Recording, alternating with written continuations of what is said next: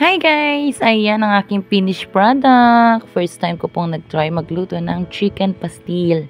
Ayan, nilagyan ko siya guys ng siling labuyo. Siyempre buo yan para kapag kakain yung mga kids ko, hindi maanghang. So, pang adult na lang yung anghang na yan guys. Ayan, so ay masasabi ko lang guys, first try. Habi naman, para kay habi kahit papano. Ayan, trinay ko lang po yan guys. Pero okay na okay din sa mga kiddos na gustuhan nila yung luto kong chicken pastil. Ayan, thank you so much guys for always watching my video. Sa lahat po ng mga solid na sumusuporta kay Dang's Vlog, maraming thank you po. At sana po patuloy nyo pa rin akong suportahan. At lagi po tayo mag-iingat guys. God bless us all po. Ayan, thank you for watching guys.